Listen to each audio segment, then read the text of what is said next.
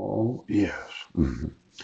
Just making sure that the actual address that you say I was at, that there was a return of service on July 15th of 2013. Yeah. hmm I don't remember that. I do remember this on 8/21 of 2013. Yes.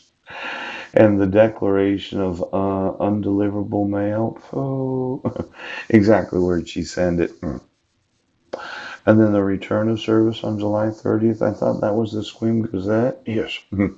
Now, let's get out the calendar because when you issue a temporary protection order, what does the law say? Oh, it says that you can issue it, right, for 24 days. And we looked at it on the one part about the number of times that you put it in the Squim Gazette. Yes.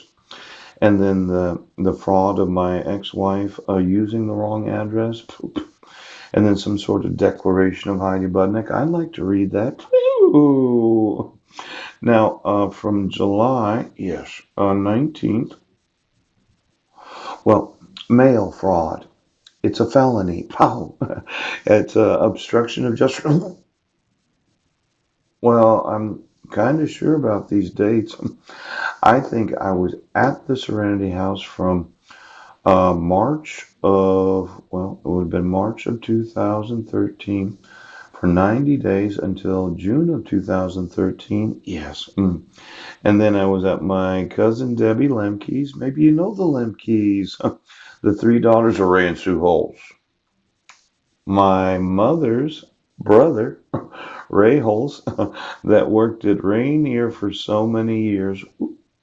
Ooh. Now, exactly where did she send it? Because I would have thought that my own mother would have known that I was at that address, but I never used it as my address. Yes. And maybe you intentionally set all this up right until, well, there was a month there or so where I really didn't have any place to stay.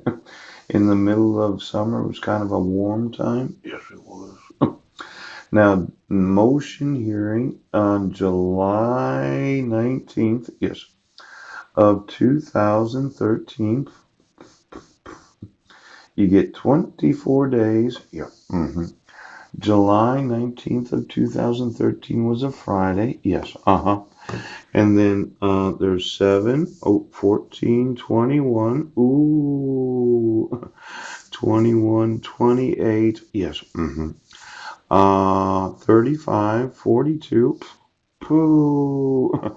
42, 49 days from the time you issue the temporary protection order. The temporary protection order. Now, we talked about these can only be issued for 14 days for personal service. Yes. 24 days for mailing or publication. Yes. 49 days that you decided that you would issue it and then you'd send it to the wrong address. Now, it is really fraud, isn't it? And then the sheriffs called me just a week before the court hearing when I was in Sequim, Washington. I walked over there and got some documentation. But knowing what I know about the number of days you can issue temporary protection orders, you remember this one that you issued for 40 days? Yeah.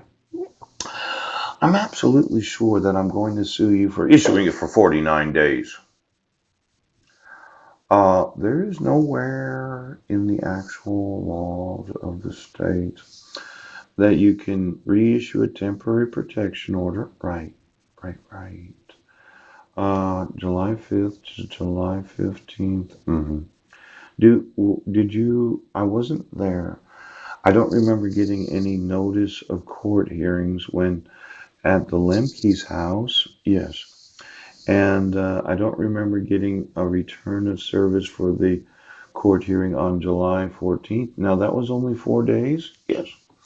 That, let's see here. It says notice of sheriff's return of service on the 15th. Maybe you served me on my birthday. Oh, that's the wrong month. Sorry about that. No, that would have been a Saturday. You could have served me on a Saturday. I mean, didn't you serve me on a Saturday? You served me on a Saturday in the Sequim Public Library. Maybe you did serve me.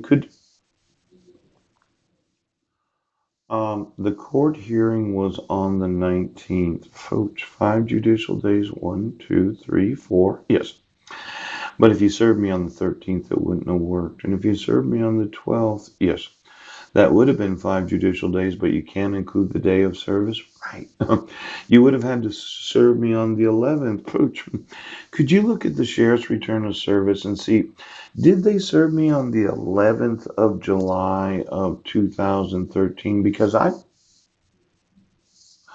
you can't use the day of service or the day of the court hearing. Now, there could be more lawsuits.